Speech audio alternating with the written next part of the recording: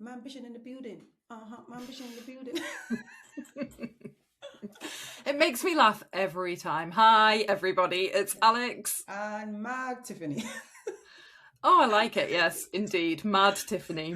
Exactly. They say, know thyself. Ashmeta is like, what have I done? Why have I agreed to this? Is To this be a real fair, situation? I think you need to get someone to write you an opening jingle that has that beat. Ooh. I think you could find people who could do that. Love it. Love Well, it. if you know them, send them our way.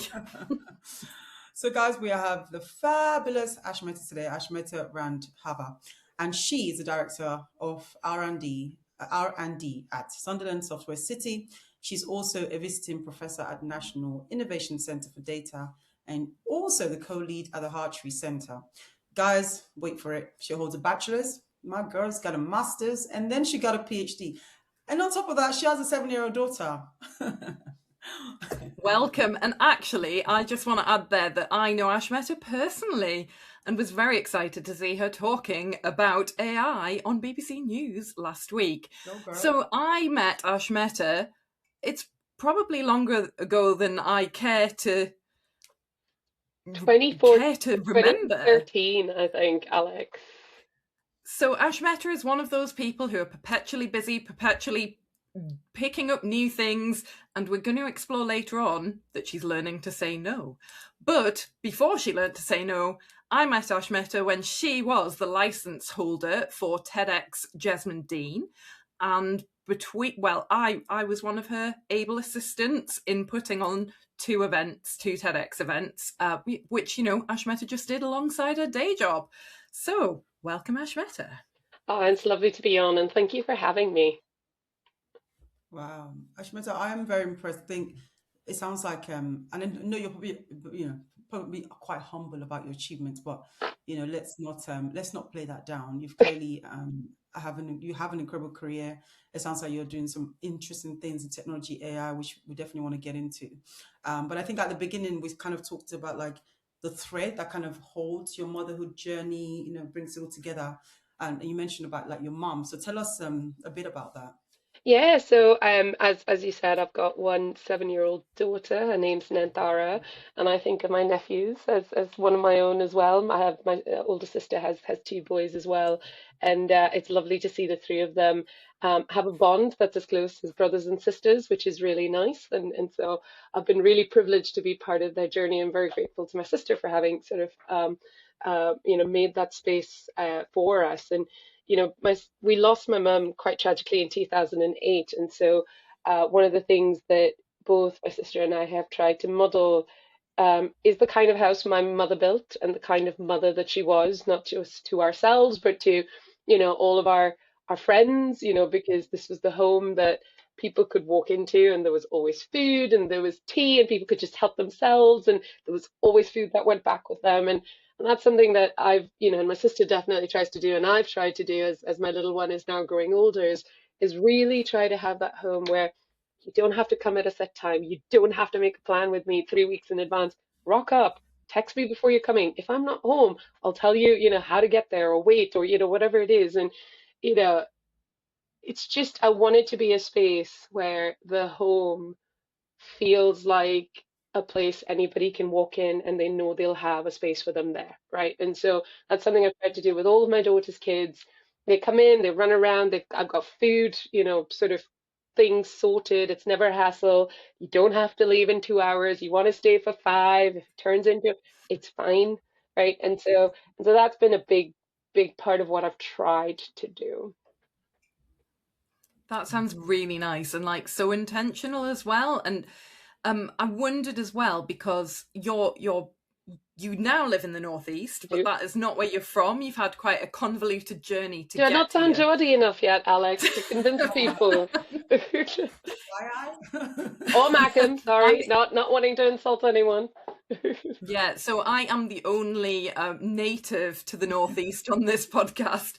But yes, so your journey spans, India, Boston, the Northeast, Oxford, back to the Northeast where you've chosen to settle. So does the fact that you've built this kind of intentional community and home, has that influenced it? That, that you've taken this big journey around the world before finding somewhere to settle? Massively, and actually, I should add, there's another country in there in Belgium. So, I mean, Oh, I forgot about Belgium. and I think part of it is when you move to a new place and you're creating a home, you are desperate to find community and you're desperate to find people and you're sort of like, I really want to go out. And I still remember when we met Alex, I'd been really intentional about wanting to meet new people in Newcastle for the first time. And we met a core group of our friends who were very similar. And it was because I had made that move to go out, right? And to find people that, I knew I'd have common interests with, and I knew I'd and I never want people to feel that way, because particularly when you move Mm, into communities where there are a lot of people who've never necessarily had to do that, there isn't necessarily an intentional opening of the front door for people to come in and feel welcome in their home, because they just don't think about it. It's not a mean thing. It's just not what they think about, right? And so part of it for me has been creating a space for my child and her friends to know that that door is always open, to know that they can come in and they'll have space, because you just never know who needs space in what way, right? And you just never know when someone's looking for something, right? And I hope it's something that she will take on with her, whether she chooses to move away or not, whether she chooses to have children or not. But I'm hoping just that intentionality of building community, finding your people, opening your home, and letting others in is something she takes on. wow. I love yeah, no, I just want to go back to what I'll sort of I love what you said about your daughter and her friends, and I think a lot of people express that, and I think you captured it so well, that the house that maybe they'll all come to hang out at just because they feel so comfortable. And again, you don't know what children are going through. Sometimes children have so many things that they're going through in their personal life or family life, and if your house is that place where they just feel warm and welcome, you just never know how you will play a part in their story. You And just never know how. Yeah. and that's something I've thought about a lot, and more so in the last few years. So we went back to India last Okay. December, and my child's been back a few times. So my father still lives there. She obviously doesn't remember, the ones where she Mm, was 3 year old and crawling around everywhere. But the last visit left an impression on her, really, because we went to Bombay, now Mumbai, which is where I did high school, and my mum was a teacher in the high school. And I hadn't seen a number of the people that we were meeting in many years, right? And this was the first time my child was meeting them, and every single person had a story about my mum that they wanted to tell my child, about how she had shaped them in some way. And it's not that I asked them to do that. It's not that I invited them to do that.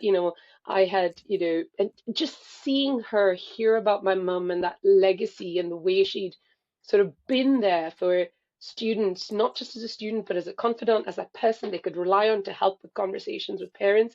And that was just really nice, because that's mhm. not something you hear about a lot, and it's been, she passed away in 2008. It's now 2026, and people are still talking about that, Wow. right? That's like a legacy. And Yeah, it's and such a that's so beautiful powerful. legacy, right? And Yeah. and it's such a nice way to be remembered, and have someone be remembered, right? And what a way for my child to get to know her grandma, honestly, her nanny, right? What a way for her to learn about that. I Yeah, think it that was sounds. Maya Angelou who said people will forget what you said, they'll forget what you did, but they will never forget how you made them feel. So it sounds like that feeling transcends even though your mom's like physical self not Yep. there. That's amazing. Yeah, And I think just for her to get that experience from people who knew her, which she obviously can't get when she's in the Northeast, she can't get that absolutely. apart from you, but like to hear it from other people makes it even more special. She was blown Oh, away. it sounds like such a cool trip. Well, to be fair, I think I was the coolest thing since sliced bread for her, because we landed in Delhi, and I just sort of switched immediately in and out of Hindi and English, and she doesn't hear me do that a lot here. And she's like, Hmm. "Mommy, I knew you speak Hindi, but what? Huh? How are you doing that?" And honestly, I was the coolest thing since sliced bread for about 15 seconds after that. But It sounds like a really nice opportunity for her to connect with her culture, maybe in a way that she doesn't get here as well, because that's obviously got to be a bit different and like maybe a strange experience for you to be raising her in a culture that's in the Northeast is yeah, incredibly different yeah, to Mumbai, yeah, yeah, incredibly different, yeah, it is. It is, but I actually really love the community I've built here in the Northeast. Honestly, I mean, it's a lot smaller, obviously, than growing up in Bombay, and so Hmm. that was an adjustment for me. As someone who's used to being in a big city and used to being fairly anonymous, it's very different, sort of living and working around Newcastle and Gateshead, really. But I've actually really leaned into that community where I used to be scared of Mm. it, when I was footloose and fancy free and didn't have a child. Sort of coming back with a child has allowed me the space to lean into it in a really nice way, because it allows me to open doors of opportunity for her. It allows me to expose her to things she wouldn't otherwise have seen. She gets to meet people, from all over the place. And so I've actually really enjoyed that community that the Northeast affords, to be fair. No, I get that. I think as someone who's like migrated to northeast of England, I think for me, because I sort of, I came from Nigeria, so sometimes I compare it to Nigeria. I'm like, oh my, it's so different, but it is a very warm, incredible place. And everyone talks about, like, I think if you come from, like, I don't know, if somewhere like London, sometimes people don't truly understand its sort of smaller like communities. But for someone who lived in London, I think northeast is incredible. Like, I know my neighbors, we take each other's bins in. Like in London, if I saw someone out my bin, I would think they were stealing it. I was, like trying to snitch, like, not that man nicking my bin. But up here, do you mean like like take your bin in? Our neighbors, when it's the kids' birthday, they bring presents. All our neighbors, unfortunately, a couple of them lost their parents. We went to the funerals. Like, it's just expected that your lives are kind of knitted together. And I think for children, that community is important. I always used to be like, I used to be quite a solo person. Oh, me, me against the world. But actually, as I become a mom, I can see how community where children belong, it's important to them. My kids are constantly asking about their cousins and their aunties and grandparents. So for them, I can see how it's very important. Even though I can be this like solo person, I think when you become a mother, you see how you can, like you said, build that community for yourself. I'd love to see, how you've like navigated that, like building that and seeing how it fits for your daughter. Yeah. I mean, if I could have my sister move here, and live next door to me in a heartbeat, I would, but she doesn't. She lives Yeah. in the US. My aunts and uncles, my dad live in India.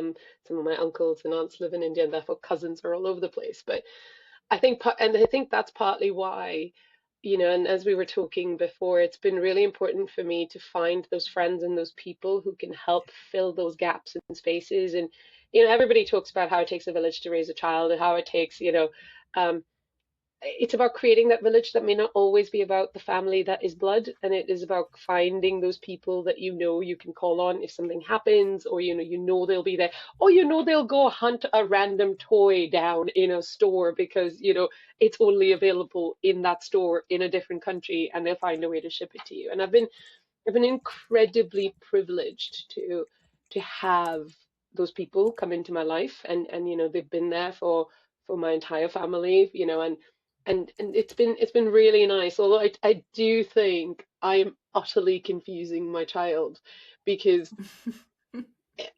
in India we never call anyone by their first name if they are older to us. Like, that is Yeah. just disrespect on a different level, right? And so she is not allowed to call anybody by their first name if they are older. And if they are close friends, they're aunties and uncles, because that is, what you do. If they aren't, if we've just met them, they are a miss something or somebody's mum, or, something like that. So it's and equally, when she talks about her cousins, she calls them her brothers, right? And so it's really interesting sort of navigating that with her, and navigating that with sort of what she hears at school, and having her explain that. And so I think I've utterly confused her, but equally I think she's learning. She's got a whole net. She's got her Massey, who is my sister, right? And she knows, that Massey and her brothers and her Uncle E will be there for her no matter what. But then she knows she's got this whole other sets of aunties and uncles all over the world that she can call on, and want to spoil her rotten, which, goodness me, I really need to stop that, when I can. But it's, just in the last 4 or 5 weeks, she's actually had three of those aunties and uncles visit, just unplanned, and it's been lovely for me to watch that interaction with them. Hmm. I love I want to hear more about that, because I think you mentioned, like, because I think it's always sometimes about fusing cultures, isn't it? Yeah, like my children are. half English, half Nigerian. So for me, I'm consciously trying to think, they are growing up in England, but how can I also give them some of that Nigerian culture, which, like you said, that auntie and uncle thing is very prevalent for us as well. Um, are there any other ways that you try to like bring those two together? Yeah, so I mean, in terms of just Indian food, my go-to cooking is Indian and Southeast Asian food. So I mean, that's brilliant because my 7-year-old is wanting to, if I ask her what she wants rajma, which is kidney bean curry, or dal, or kimchi john, or and it's just lovely to sort of see that from from an almost 7-year-old, right? And part of it is we incorporate, Hindi music is part of our lives. Punjabi music is played in the car alongside English music. We had Holi at home the other day, and we'll always invite her friends over so that she can have fun with them and she can talk about it. We'll do Diwali at home. If there are things that I can take her to within Newcastle or Gateshead, there's some great organizations that are working on sort of providing those sort of cultural activities and experiences for kids. There's Mela that happens, there's, Hmm. I took my husband to an orchestral Qawwali, which was amazing, at the Glass House.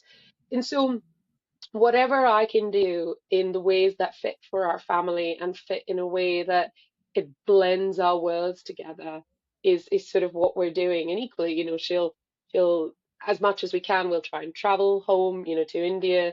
Because, home is not just here, home is in India. There's a piece of my home in Boston, there's a Hmm. piece of my, there's a bit of me in Oxford, there's a bit of me in Belgium, and therefore she knows she will always find people in those places because that is where I've chosen to make home.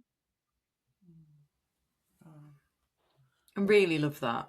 yeah. It's really nice that she's got that experience and that you're making the space for that as well, so she can feel, I guess, quite secure in her identity, even though It's she's been a growing up with it. journey, Alex. It's been a Okay. journey. I'm not gonna lie, like the last 2 years. Hmm. And I, I don't think we give little kids enough credit for the things they think about and the way they Yeah. articulate things. I Yeah. mean, it Hmm. broke my heart because 2 years ago, I still remember 2 summers ago, she came up to me and she's like, "Mummy, I wish I was more peach in color, Mm. just so that I look more like my friends or like my grandma." It broke my heart, but equally, I Yeah. didn't want her to not feel that. And no one gives you a manual on how to navigate this stuff, honestly, right? And Hmm. I didn't Yeah. expect a 5-year-old to be rocking up to me to say that. And, as much as people don't want to talk about it, I think we need to be honest about the Yeah. fact that Hmm. we've Yes. had race riots, in the Northeast. Yeah. There's the rise of more overt racism, and sort of people just being bolder about saying things and these are the harsh realities we live in, and this is what we're bringing up Hmm. our kids in. And I don't want her to not feel those things, and I sound really woo woo when I say this, not hold space, for those things. But then how do I build that confidence in herself and show her, Hmm. that it's beautiful that she is a mix of her daddy and me, that she's this gorgeous Hmm. golden color that people will probably kill to have her skin color, but that's something that was so hard for us to navigate. And I think part of that has been me then incorporating more, almost leaning in more to my Indian Hmm. roots to say, hey, look, we can make it part of who we are. Hey, look, let's go out and sort of, find the community events where you'll see more people. And I think going back to India at a slightly older age was a bit more of a game changer for her. She's like, hang on Hmm. a second, there's lots of people that look like me and I just have to travel. And we're privileged. I recognize we're really privileged that we're able to do that, right? And go back home because there's so many people who leave home who can't go back, right? And so Hmm. it's been a journey, and I'm sure we're going to re-explore that, right? But I think now it's just really lovely to hear her say, "Mommy, I love my skin. I love that." And then she'll see things on shows, where there is more representation that we're seeing, particularly in kids' cartoons and things. She's like, "Mommy, that looks like me." And you know what? I know it's the most oversaid thing ever, but representation matters, people, honestly, right? Because if you don't see it, you can't be it or you can't recognize yourself, right? And I Hmm. just wish people wouldn't think it was such an oversaid thing because it needs to be said over and over and over again. Thank you so much for that. Honestly, thank you so Hmm. much. Like yeah, I think you're right, Ashmita. Ashmita, you said something about, I try to avoid it as well, my kids. I thought, like, oh, the world will see them as I see them. They're just perfect. But unfortunately, people do see them sometimes as different. And unless you say upfront, then they may then get the wrong message. So I a few weeks ago I recorded a video of my son. It's like a nighttime, and I said, oh, who do you look like? And he said, oh, I look like my I can't remember the name. A buddy. It says, oh, I look like my buddy Alex in school. He's brown, and I was like, I was just shocked. I thought I was going to say looks like daddy or mummy. And it made Mm-hmm. me realize again what you said about representation. The fact that my son, as someone, he was the oldest kid in school, that it's his buddy, and obviously treats him really well, makes him feel as if he matters and is valued. So he's not even connecting his identity to me and his dad. And I thought that was fascinating. I thought, oh my God, that's why, companies should have more representation at the top, because then people can look up Mm-hmm. and say, if that person's successful, they're at the top, I can do that. So yeah, we can never like emphasize that enough, especially for children, because they do start to see color in themselves and they want to know more about how that's linked. So for me, buying books about, like with brown Exactly, children in it, exactly, um, speaking my culture, because I just want them to know that, like you said, their diversity, it gives them an incredible opportunity, and I never exactly. want them to see as a minus. Yeah. And I think So it's, yeah. and sorry, Alex, I've interrupted you. I think No, it's okay. it's so important for her to be okay in her own skin because the world's going to throw all sorts at her, right? Yeah. So it's all right if you're a little weird. Your mum and dad are pretty proud of the fact that they're a little weird and a little nerdy and a little bit, again, as we were saying at the start, who defines what normal is, right? And I think, we've broken the gender stereotypes in our house. I'm an engineer, so, I did engineering as my degree, for my bachelor's, and then I switched into the social sciences and moved into education policy. My husband's a nurse, right? He's a trained nurse, then Mm-hmm. moved into biotech. So we've broken the gender stereotypes already. And she pretty proudly says it. She's like, Mommy, Daddy's the nurse. You need to listen to him. Mommy, you're the engineer. And then, oh, it's so funny. She's like, Doctor, but the one of papers, not the one who treats people. I was like, yeah, well done. Well, that's so nice. And for me, listening to this, it drives home how much that I want Ted to grow up in a world where, he understands that how you should treat people, and that he understands that people are different, but that's seen as a good thing, and that it's not like a taboo topic to talk about. Because I think sometimes from a white person's perspective, people just feel uncomfortable talking about race. They feel uncomfortable, and they do the whole thing of pretending that they don't see that people look different, but actually that's not really helpful in itself. So hearing about their experiences as well, it's really sad to hear them both your kids saying that they've been made to feel uncomfortable about that at school. But I think it sounds just like you're putting the right frameworks in place to make them feel so good in themselves, to give them that resilience, and to grow up in a society where they should be celebrated for being themselves. So the only thing I will say is I'm not sure anybody was intentional about them making them feel that way, right? I think it just is. Yeah. It's the reality of where we live. It's the Mm-hmm. reality of the Yeah. the diaspora. It is, but that doesn't mean it doesn't exist, right? So, and I think Mm-hmm. that's the bit that it's just about being more intentional about leaning into it. Honestly, it made my day because the Catalyst building at Newcastle, there's a giant screen where they play this video, and there's this video of me talking. And um, other than me being really embarrassed every time I walk past it, I will say this. My child came up and she's like, Mama, she came running because she came to pick me up from work. You're famous. I was like, what? She's like, you're on TV, like that big screen. I was like, she's like, Mommy, that's so cool. And Alex, you mentioned that, I had the opportunity to be on the BBC last week. And Mm-hmm. I got this text from one of my mum friends. And I told her, I was like, I don't think you understand how much I needed to hear this. She texted me and she's like, my child was gobsmacked to see you on TV because she hangs out at your house. And she just had her mouth open. And she's like, it was just so cool for me as a mum to say, look at the kind of careers my daughters can have. And look at these normal Mm-hmm. people that we know that you can have these careers, you can do these things. And I still, I still want to do more, and I want to make sure, but yeah, it just brought home a few of those things. And I was at another event where I gave a opening speech, and I had a few young women who'd come to university from India, and one of them came up to me. This was all in the same week. I had a hell of a week 2 weeks ago, ladies. I'm not joking.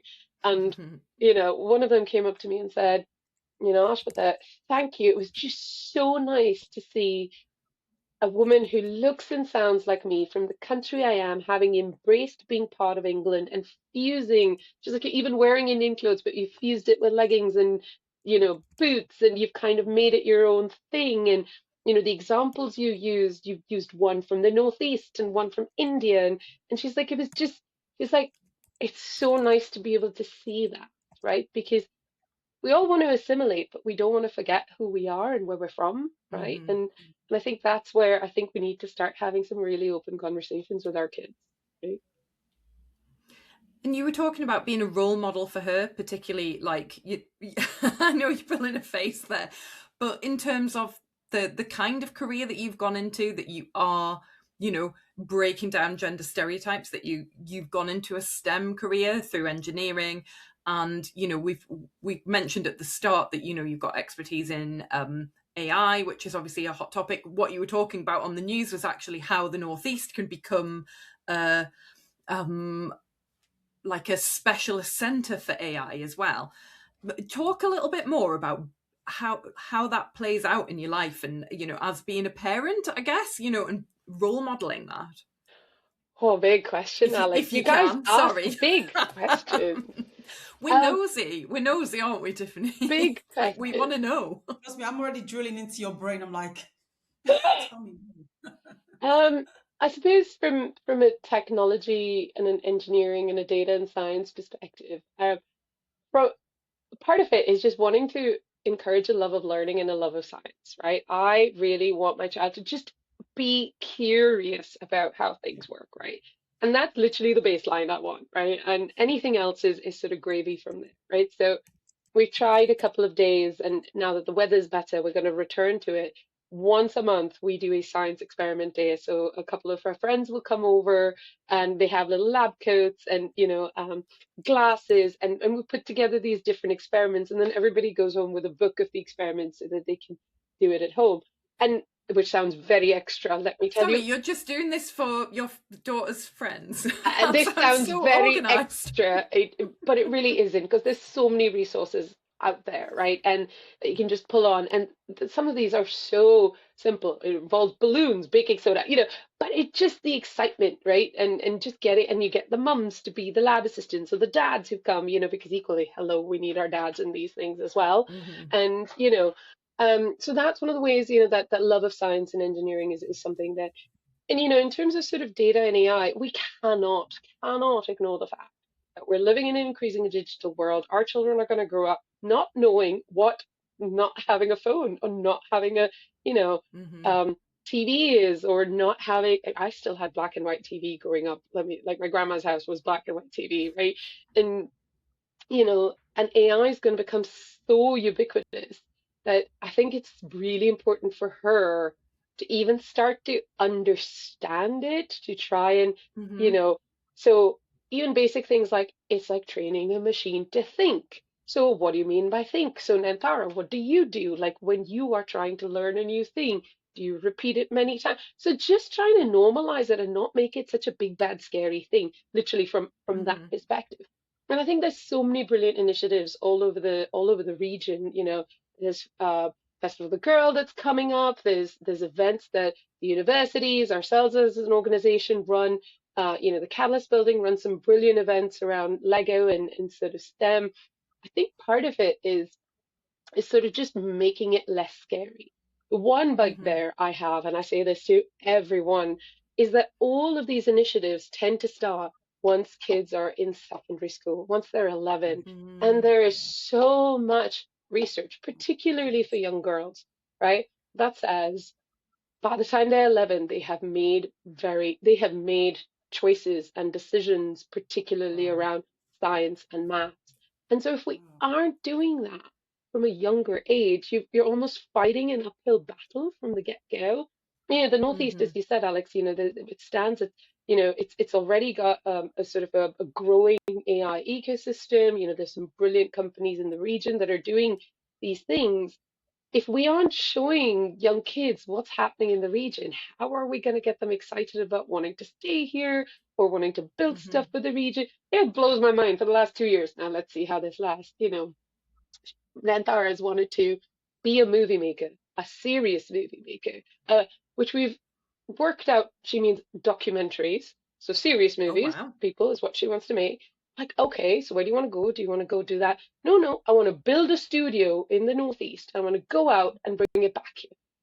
We should be encouraging that. Like, if you're living Mm-hmm. here, yes, encourage her to do that here. How do we make that Mm-hmm. happen? Right? And go out and bring it in and or take what's here out into the world. Sorry, I'm utterly rambling, but hopefully some of this makes sense. Oh, I'm loving it. I'm like, you've got me hanging on your every word there. I was really interested in how you were sort of breaking down, just to go back to AI and how kids need to kind of learn about it. The way that you were, breaking down what AI is to a child there in your example is really, really interesting to me, because yes, we do want children to understand it, but for most of us, we don't know where to begin with explaining it. And I think so many people are scared of jobs being taken. They're scared of, social media. I know that social media is not AI, but I think all of these things are conflated in people's minds, that children's access to technology, people just don't know where to begin. And again, I don't want to put you on the spot, but what advice would you give parents around AI? Sorry to ask you for advice here, but I want it. I really, really want it. How best, you've obviously got that information in your head of how to explain that to your daughter. What would you do? What do you recommend for the average man in the street, the average woman in the street, for making AI accessible, and also for the adults to not be scared of it as well? I mean, I think there's some great, again, I sound like a broken record, some great resources. The BBC has curated some great ones. TED Ed has created some great ones. I think part of it is finding the sources that you can triangulate to say the same thing, because we do live in a world of false information, a lot of it AI generated. We do live in a world of false Mm-hmm. imagery. So being able to triangulate that, and this is where I actually think critical thinking is the thing AI doesn't do, and that's where humans cannot be taken out, off the loop. Mm-hmm. So part of that is if you are going to use a tool as a family, what is the purpose? Like, what are you using it for? What Mm-hmm. is it actually changing it for you? Just being mindful of the kind of data that you're putting in. Where is that data going? How's it being stored? What is it being used for? Which can seem like really big questions, but you can actually get to the bottom of them really fast, right? So I think part of it is, particularly for kids, loads of great resources out there, and there's lots of universities in the region and outside of the region that have actually been building and curating those resources, particularly to talk about it from a responsible adoption perspective and things like that. But then equally, I think if you're going to use it yourself as a family, really think about what it is. Like, are you just adopting the tool because someone's told you it's a cool thing to do? Or do you really need it? And if you're really needing it, what's the change it's making? And like, we always tell businesses, what's the challenge you're trying to solve? Do you really need, Mm-hmm. AI to be the thing that you use because it's the next shiny thing? Or is it something much simpler? So similarly, as a family, you know, do we really need AI in our Google? Do we really need, the next camera that's got AI features? No, we really don't, right? And I think Mm-hmm. part of it is our choices are being more restricted. And so, how do we make those choices that feel right for you as a family? Because I don't think it's a one size fits all ever, Mm-hmm. right? Um, yeah, I rambled again, but there was some sense in there. No, there was a lot of sense. That was a lot of sense. No, there's a lot of sense. I think it's like, I don't know, like the world is changing, and I think we have to acknowledge that. And that's something I want to sort of talk to you about as well, because I think, I mean, I'm recently, starting to kind of look at technology to the kids. I mean, we recently went for a coding class. Hmm. I discovered something when I was in London with my son, and we did like an online gaming thing where he built Right. a game on coding. So I can definitely see that he has an interest in that and he wants to do it. So it's really cool. Because I think our challenge at the moment is how do we, and you know, introduce them to technology, but also keep them safe, which I think I'd be a hard balance. Like, we don't want you online, but I also know being online in a useful way is Yeah. useful because their world. I mean, I was thinking about this, like even from a generational perspective. I think my parents, my dad, Nigerian.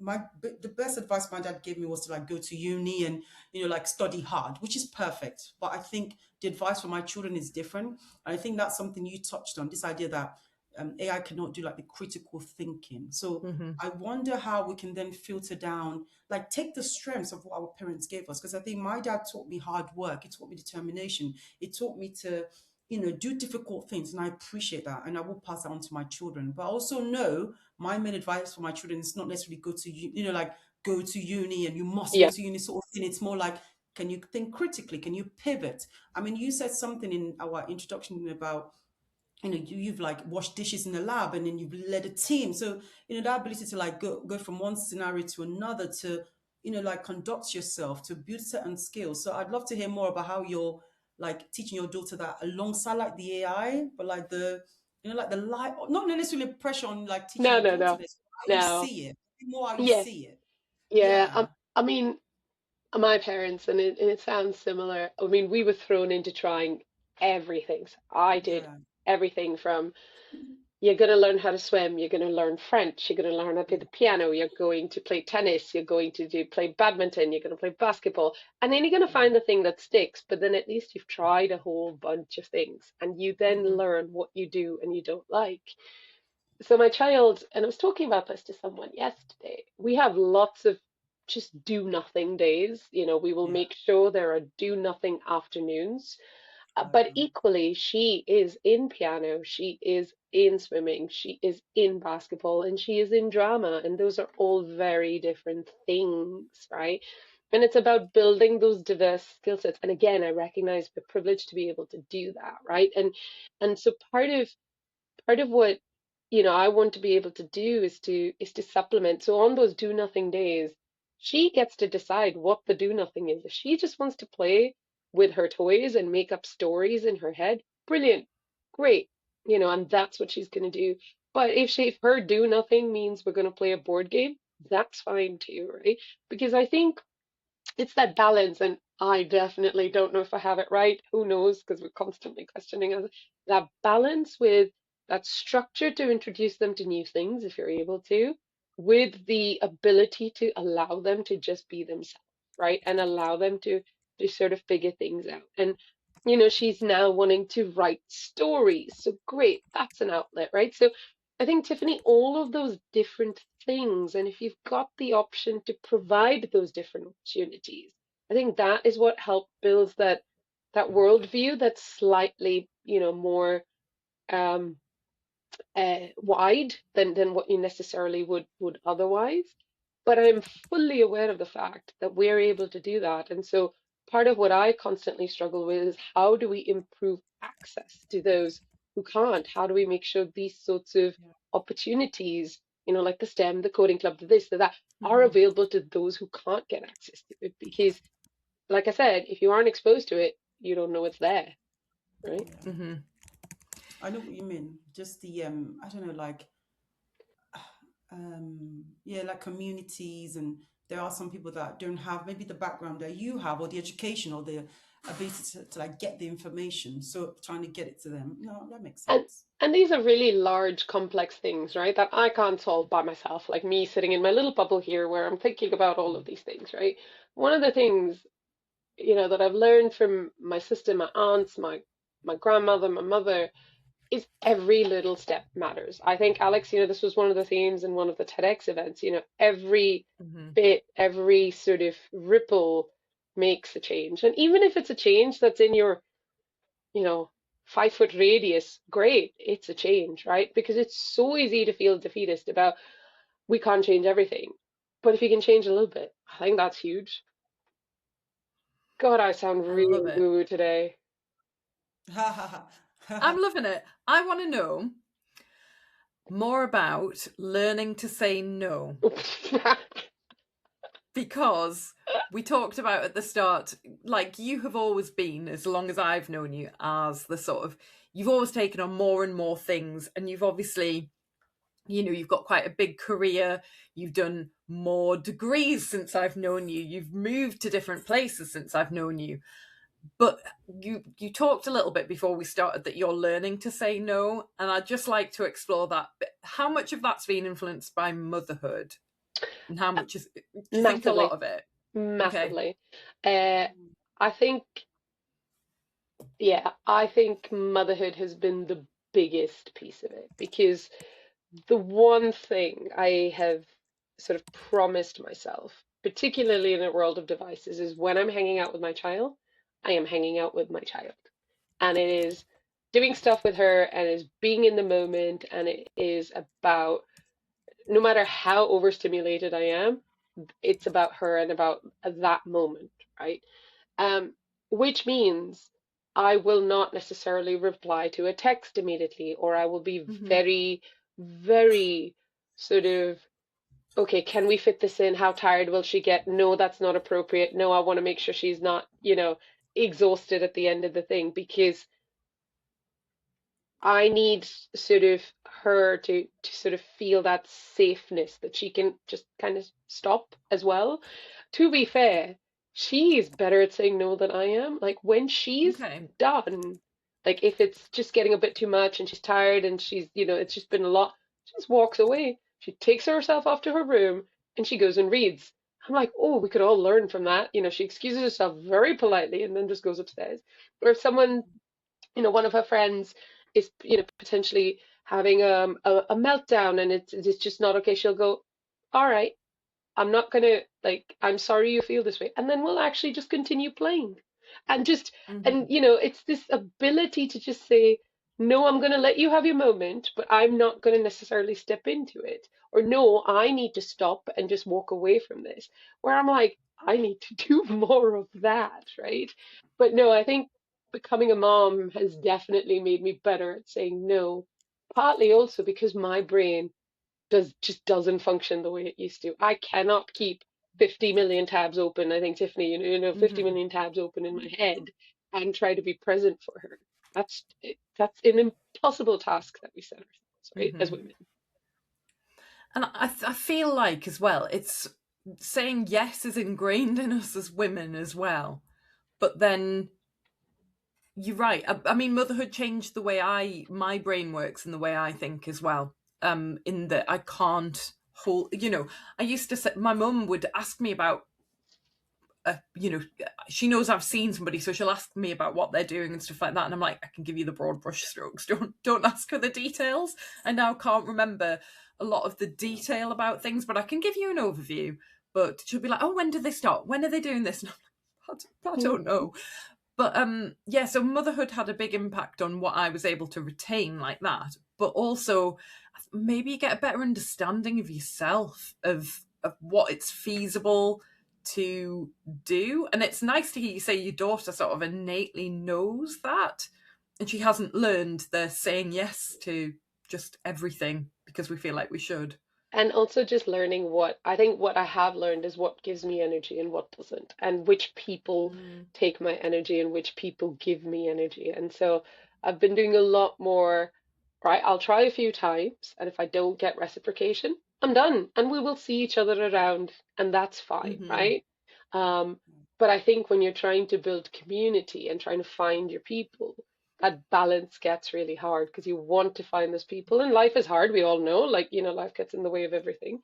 So Yeah. yeah, like I said, I have no idea if any of this is right or makes sense, but it's a journey, that is for sure. But I get it. I think it's an intersection of age and motherhood for me. Mm. Yeah, because I think I've looked into how, like, as women, I think we always, like, there's that social like choreography we're constantly doing where, you're like monitoring social cues, you're trying to like please everyone, you're trying to be palatable, you're trying to fit into places. I think when you become a mother, we spoke about this yesterday. I see like, I don't know if it's like, I don't know much about like matter sense and stuff, but I know something changes. Perhaps we then see legacy. Like I see legacy. I see like, oh, like what, like I'm 36, I've got kids now. Like it's their time. It's still my time, but it's their time too. So I'm thinking about how my choices, my actions impacts them quite a lot. And my ambition really, really centers around them and the people they're becoming. Like so important to me. So because of that, I'm able to like say no to a lot of things just for the greater good of like, what does this really mean for them? And like in the grand scheme of life, would this matter in 20 years? Like if someone's upset with me because I said no, because I didn't want to do this, because I'd rather spend time with the kids. Like, but so I think it's perhaps being able to look at like the age that I'm at where I don't care as much as I used to care about what people thought, and realizing that the things that you thought would kill you, like someone not liking you, didn't actually kill Really you. don't matter. Yeah. It's Yeah. like, oh, okay, well, my coffee still tastes the same as when this person likes me or didn't like me. And I think not like constantly performing and realizing that you're someone's mum. So like that's quite a big role. Like this, that's a little person being developed out of this. So I'd rather kind of monitor or be aware of how I am, how things are playing out and how that matters. So I do think for me personally, it's kind of a bit of that. And also knowing that again, it's just motherhood. And like I have a daughter as well. Like I'm watching and thinking, I don't want her to think women just like kill themselves for Yeah. everyone. So it's kind of like consciousness of what's playing Yeah. out. I think the most freeing thing for me, and my sister and my friends talk about this all the time. I think the biggest lie we've been sold as women is that we can have it all, Yeah. right? We'd And agree with that. and But I mean, I'm speaking for you there, Tiffany. But like, I think we've talked about this enough for me to say we agree. Go on. um and I think Yeah. part of it is, and I think this is where the saying no and be wanting to make sure I am present is, there are days I'm not present. I travel a lot more than my husband does for work. Yeah.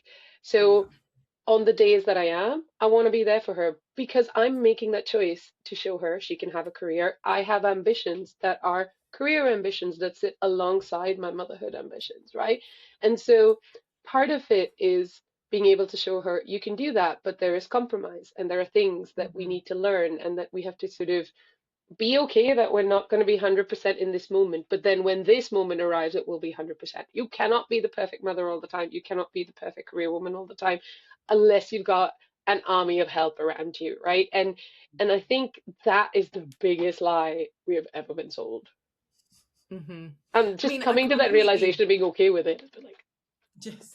I completely agree because I think we entered the workplace and the workplace didn't change. So now a lot of people, a lot of women end up with the career, but also still carrying all the childcare responsibilities and still carrying that mental load for the home, don't they?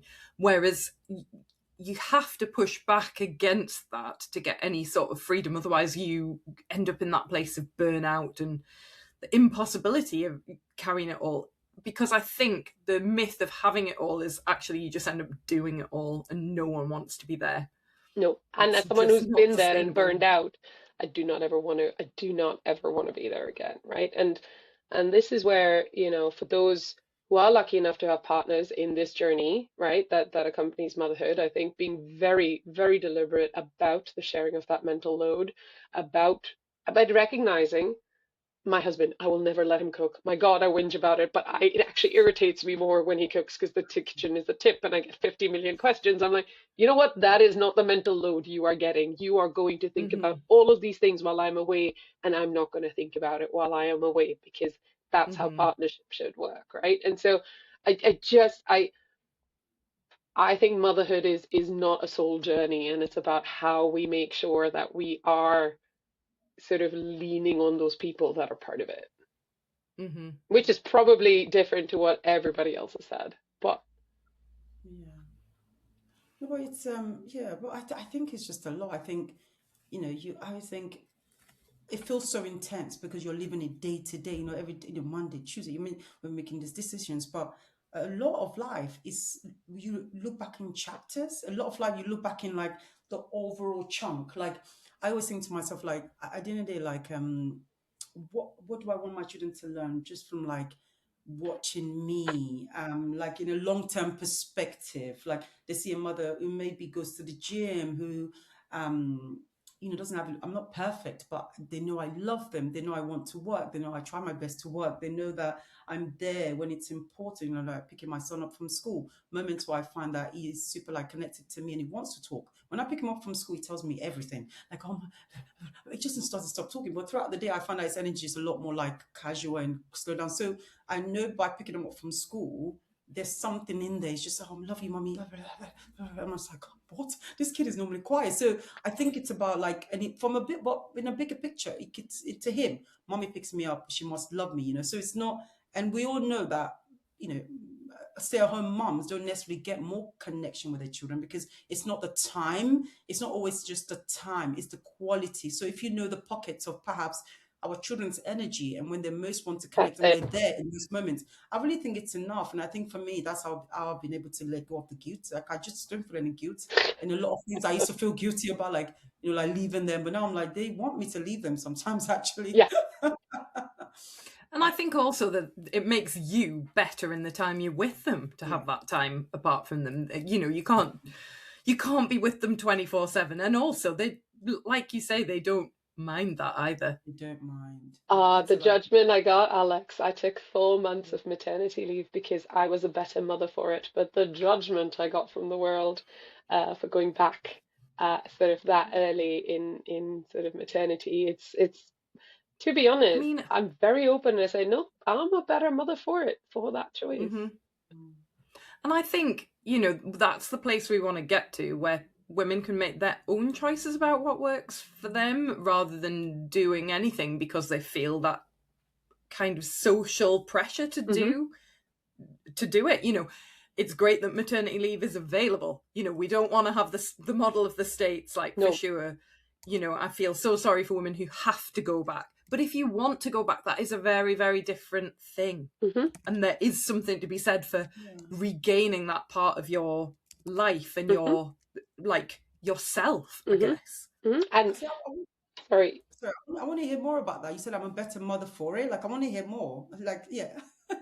So, I mean, it's really interesting that you talked about how, so we lived in Maidenhead and commuted to Oxford because I was finishing my PhD and sort of working at the same time, and we chose to have my little one's nursery closer to me, just so that if she fell sick, I could pick her up and da da da da da da. Hmm. And the university was great. We could sort of get access to the nursery system sort of within that, and so every morning from the age of 4 months, she and I would get on a train together. We learned how to navigate because we switched to bottle feeding very early, bottle feeding, train changes, delays, and we traveled back and forth for 2 years, and we developed this little bond, which I know at the age of 4 months you wouldn't think. But, she started walking at 10 months. She was an early walker. She, her first, she was an early talker as well. So, just having those 2 years of just her and me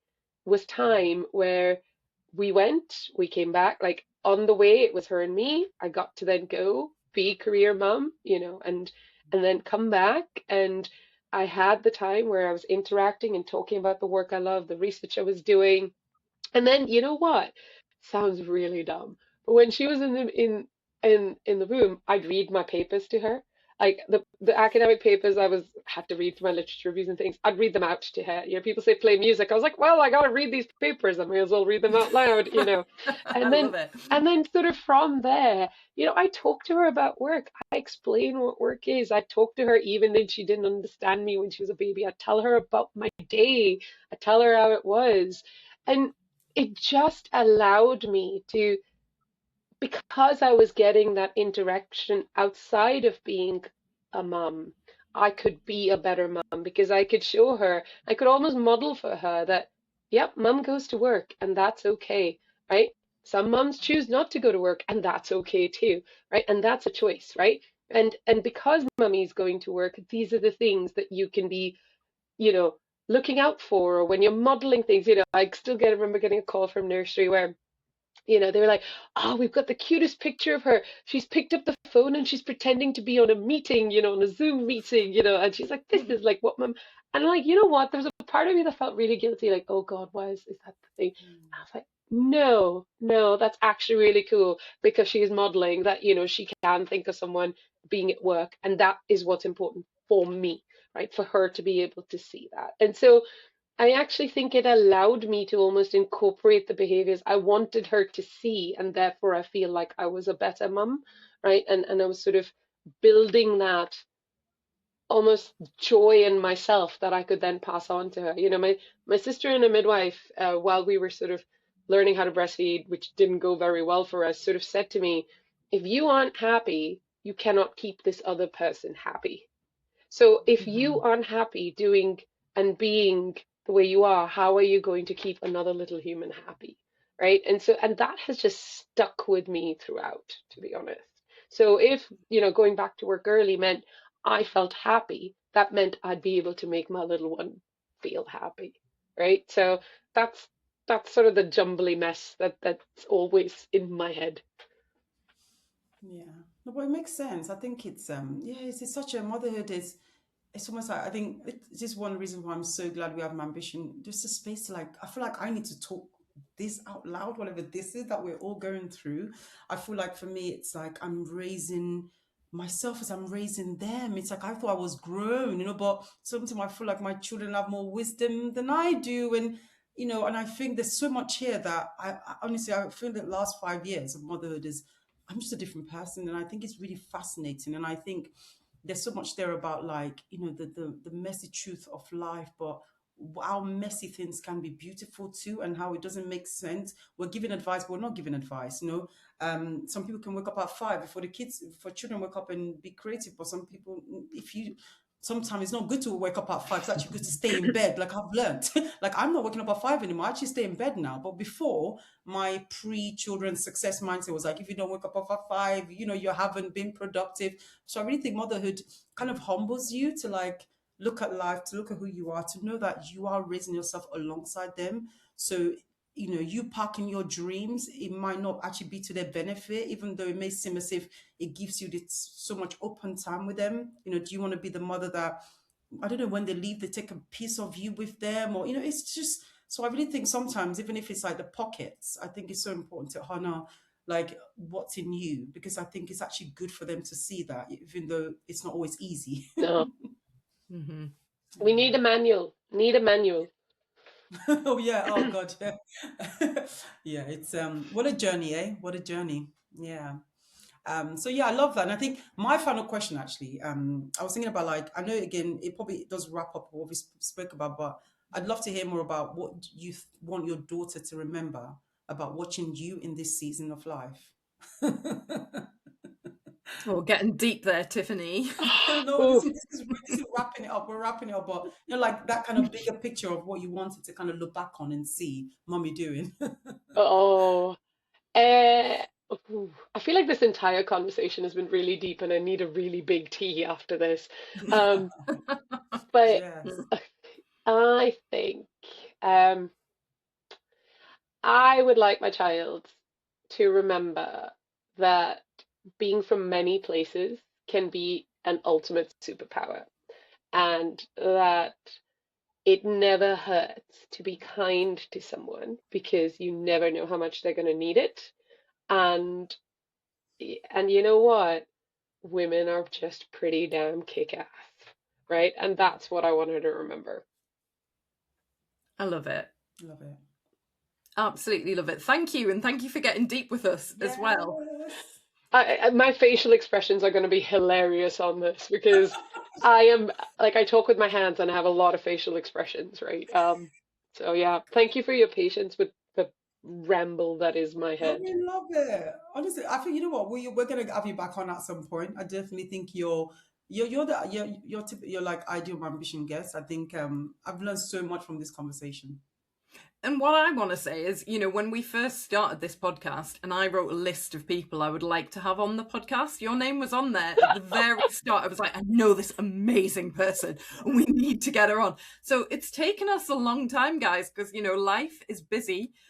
We've had this conversation. We first spoke to Ashmita like more than a year ago and we finally made it happen. But that's just a glimpse behind the scenes of sometimes you just got to wait till your stars align, or, you don't wait until you stop being busy, because that's never going to happen. But you keep sending them a message going, please come on the podcast, please.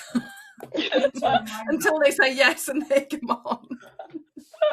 Well, thank you so much for having me. This has been just genuinely fun. And I'm so grateful that you've created this space for people to come on and chat about this and just, as you said, Tiffany and Alex, just have a moment to share the ramble that's in the head, right? Because everybody's navigating this in their own way, and all we can do is just learn from one another. So, Yeah. Thank you. And, if you do want people to find you online, if they want to find you after this, Ashmita, where do they go? Where's the best place to connect with you? for social stuff, although I don't post a lot, Blue Sky is sort of where is a good place to find me. But equally LinkedIn for professional purposes, if anybody wants to hear more about the work that we do in the Northeast. But yeah, thank you for having me on. Thank you. It's been absolutely great. Yeah. Right. Well, I'm going to do my little outro of, as always, as Ted would say, please smash the like button if you found this episode interesting. Particularly, I'm going to say the stuff about AI. I'm sure people are going to really hook on to that. Please share it with somebody who'd find it interesting. Give us a review, because that helps us grow as a podcast. But, please 5-star. That's the type of review that we like. And thanks for listening. Thank you, guys. See you on the next one.